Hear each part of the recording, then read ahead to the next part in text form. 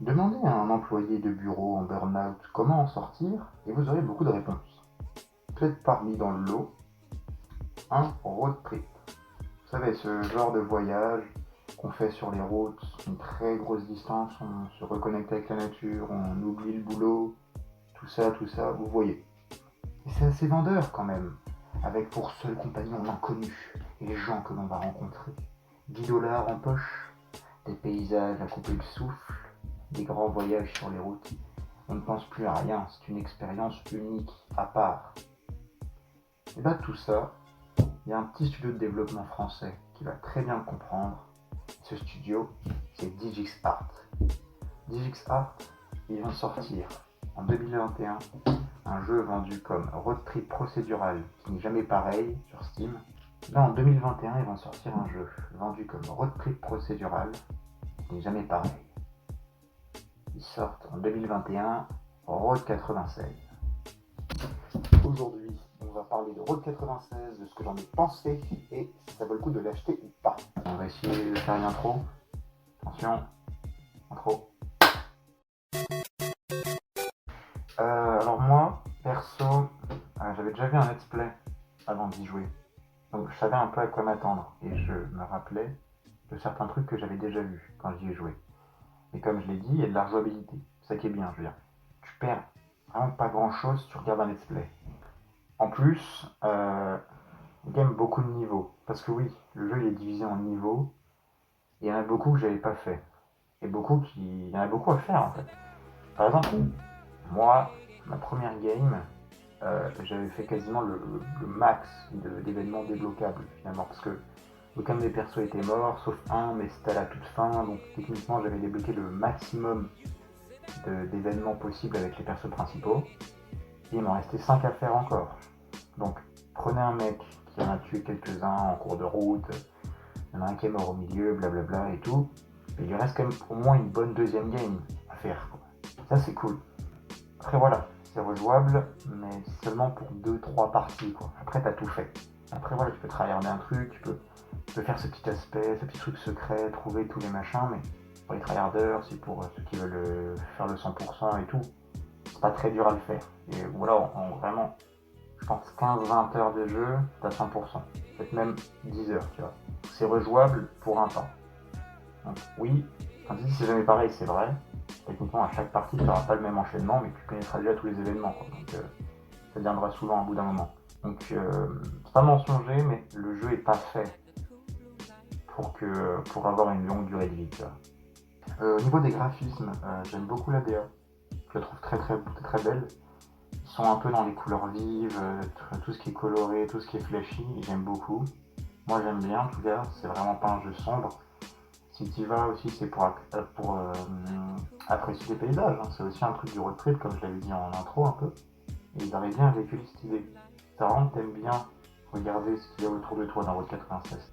Surtout, ce qui est réussi, c'est que c'est singulier et cohérent. C'est très cohérent dans leur univers. T'as vraiment l'impression que c'est dessiné. Quoi. Ça, c'est cool. Dans un jeu, ils ont bien réussi à le rendre. Moi, je trouve ça très joli. Aussi, point principal, les messages du jeu aussi. Il y a plusieurs messages. C'est un jeu avec beaucoup de messages quand même. Il y a évidemment un message politique derrière. C'est un jeu très politique parce que bon, on comprend rapidement que le pays dans lequel on évolue, donc Petria, c'est les États-Unis, mais en 96, et que le président Tairak, bah, c'est évidemment Trump. Quoi. Et Trump en pire, encore plus dans l'extrême. Donc oui, le jeu, c'est aussi une critique du Trumpisme et en général de tout type d'autoritarisme dans un pays.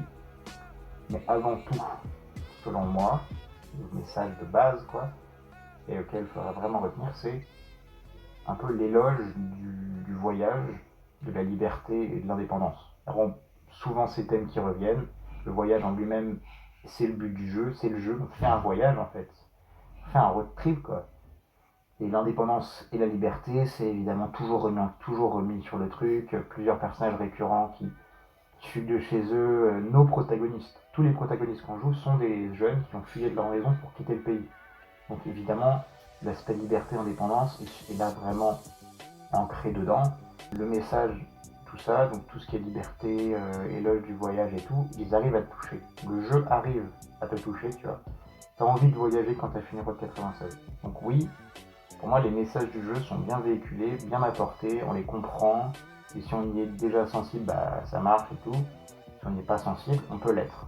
Pour moi c'est réussi. L'aspect message, l'aspect seconde lecture du jeu est pour moi bien réalisé.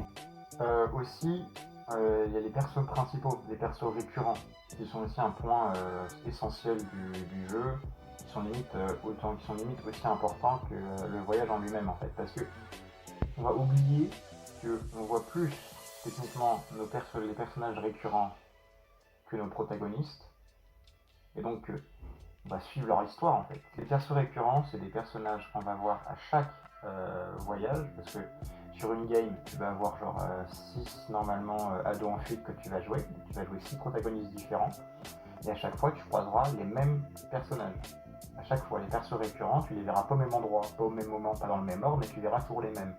Donc voilà, techniquement, on voit plus les persos récurrents que nos propres protagonistes. Donc ils sont très importants, ils sont essentiels. Et dans le jeu, dans l'histoire, on va suivre leur développement, leur relation, leur histoire, comment ils vont évoluer, pourquoi est-ce qu'ils sont commencés comme ça et comment ils vont finir. Et c'est génial. Ils arrivent à nous faire accrocher à des personnages qu'on ne connaissait pas. Il y en a qu'on va pas aimer, il y en a qu'on va trouver méchants, il y en a qu'on va dire c'est une connasse. Hein. Et la plupart, on va être attachés à leur histoire, à ce qu'ils sont, à ce qu'ils veulent devenir et comment ils vont évoluer. Et c'est génial, je trouve. C'est aussi vraiment un jeu très humain, Road 96. Et avec les persos principaux, ils arrivent bien à nous véhiculer tout ça. Ils arrivent bien à passer même des messages à l'aide de leurs personnages principaux. Mais vraiment, on les aime, on est attachés. Et ça, c'est génial. En résumé, Road 96, c'est un jeu humain qui fait l'éloge de la liberté, de l'indépendance, du voyage. Un jeu très beau dans sa poésie, comme dans son décor. Un univers cohérent, coloré, joyeux, même si quelquefois triste, quelquefois ironique et cynique de l'autoritarisme qui régnait dans ce pays et de montrer que certains pays sont dans ce genre de situation. Mais c'est vraiment un jeu très beau et qui vaut le détour. Parce que je ne me rappelle plus combien ça coûte, ça doit coûter je crois 20 balles ou pas plus. Achetez-le, jouez-y. Je vous dis quasiment rien spoil, en vrai je vous ai rien dit je pense.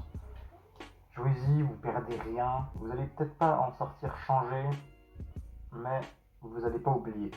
Vous n'oublierez pas votre gameplay, je pense. Parce que c'est vraiment quelque chose d'important et c'est un jeu que je n'oublierai pas personnellement.